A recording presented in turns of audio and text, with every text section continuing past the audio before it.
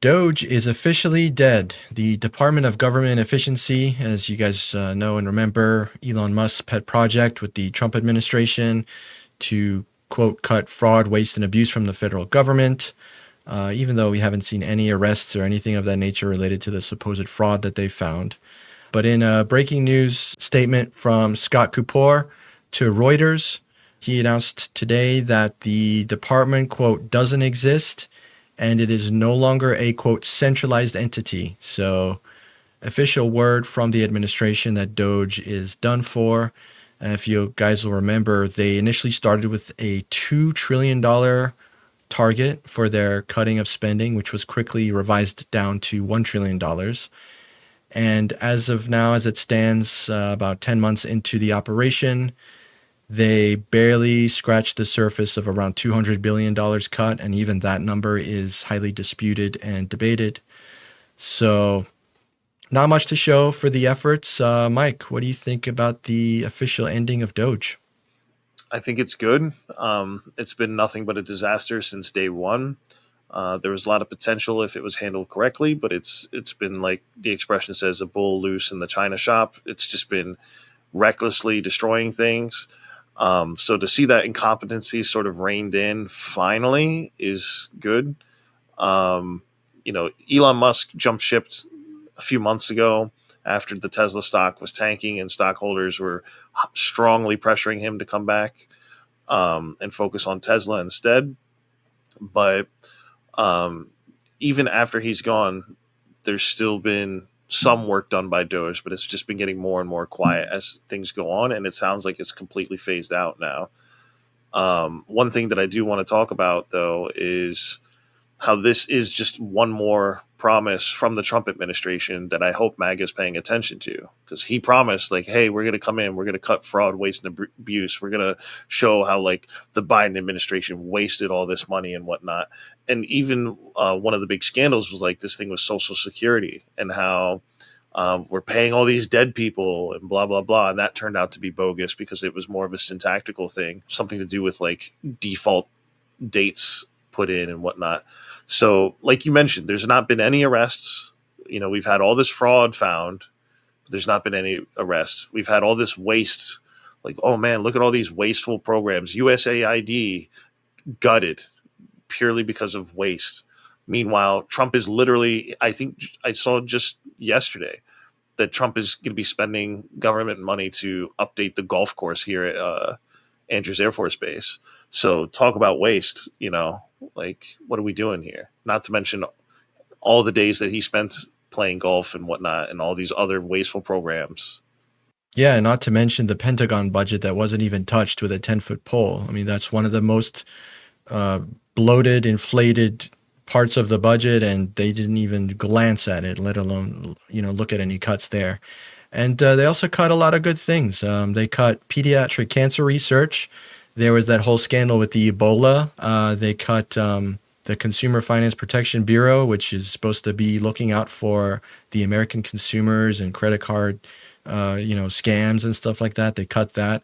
Like, I don't actually know of a single program that was cut that people are cheering for, that are like, yes, we're glad this is gone. It's just kind of, it was all hype in the news cycle back in January when this was put in as an executive order. And there's, Elon was running around the White House and Congress, talking about all these cuts. But it sort of fizzled out fairly quickly since then. We would hear like chirps of it here and there. But like, what do they have to show for it? It's. I think we should also mention this is cut 8 months early. It was supposed to go through July of next year, 2026, and here we are, November 25, and it's done. What do they even have to show for accomplishments for what this program did? Yeah, like you said, the numbers are highly disputed because this is what made it so incendiary in the first place, is that Musk would get on X and start tweeting about how, look, we just saved a lot of money over here. And then reporters would go through it and be like, did you really? When they when they're literally reading through receipts. And some other things that were also cut. You had the Meals on Wheels.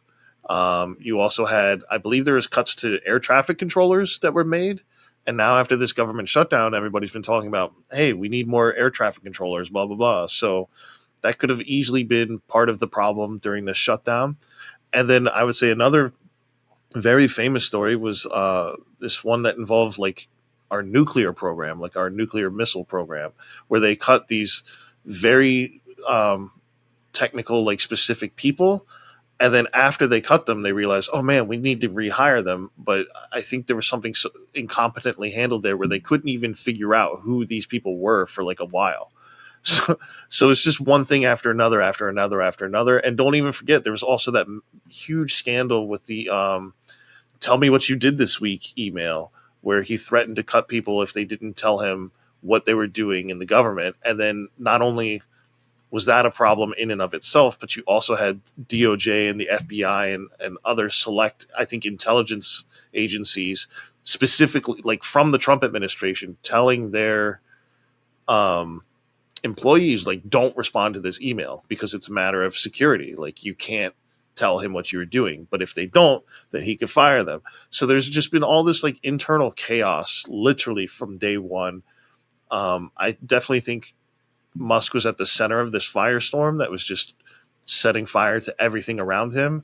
And after he left, thankfully the flames kind of died out a bit. But I do think now that it's officially dead, it's not too surprising, because this is again just another failed promise. Like you said, Trump mentioned this would last until 2026, and it couldn't even go that long, let alone the full 4-year span and beyond, because this was one of Trump's campaign promises, is that we're going to cut all this waste, fraud, and abuse, but now you're not even doing it anymore. So what are you doing?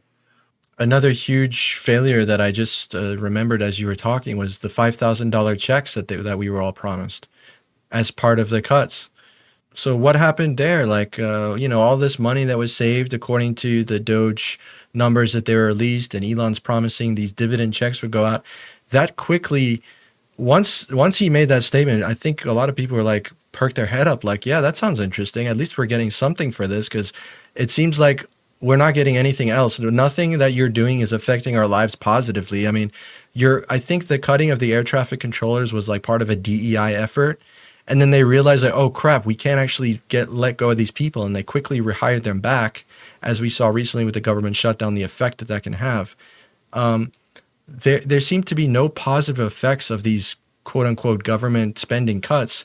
At least with the check, the $5,000 dividend, that would be something to show for it. But shortly after that was announced, it just quickly evaporated from the news and we never heard about it again.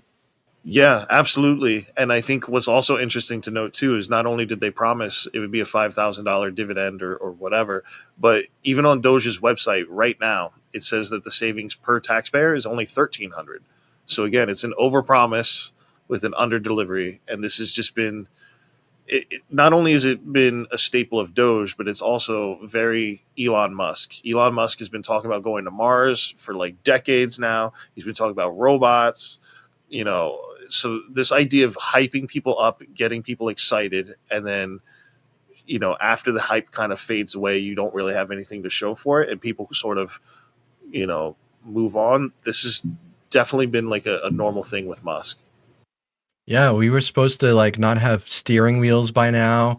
We were supposed to be on Mars like next year. Full self-driving cars were supposed to be all over the streets like 5 years ago. It is part of Musk's strategy, I think, to overpromise and severely underdeliver. And unfortunately, I think he learned that trick from the way that the Tesla stock has been going, because that's all driven by hype. His net worth, he's about to be the world's first trillionaire, is all driven by hype. He's not the man he used to be. He used to be a pioneer, an innovator, an engineer. He brought EVs to America. And, he made self-landing rockets and all these cool things back in the day when he was actually heads down and doing good work. But it seems since his acquisition of Twitter and now getting more involved in politics, there's very few things to point to these days with successes from Elon Musk that I think most people would agree with. They're glad that he did that. It's just been kind of, I think I remember from his biography, his brother even stated, Kimball Musk, that the acquisition of Twitter is like one of Elon's downfalls, and he won't be remembered as the same man as he was before. And we can just see that whole thing playing out right now as we speak. And it's a little bit sad to see, but it's also frustrating that the world's richest man has so much power that he can influence elections drastically, as like a lot of people point to the fact that Trump got elected basically because Elon poured all that money into the election. And now he's been rampaging the government with Doge, and he's been doing all this stuff with X, and dealing with the Trump administration and helping him and whitewashing a lot of his lies and stuff. Um, there's very few things to point to, I think, where people are like happy that Elon is still doing things and making things move, because none of the things seem to be moving in the right direction. I know exactly what you mean because personally, I used to be a fan of Elon Musk for a while, and it was actually how he handled his whole purchasing of Twitter that immediately caused red flags for me. Because I remember he made a he made like an offer and then tried to back out of it or something like that. Like, and it was part of a contract, so he couldn't. And that's something where I was like, wait, you're the like richest man in the world. Why do you care about like a couple million or whatever it was sold for?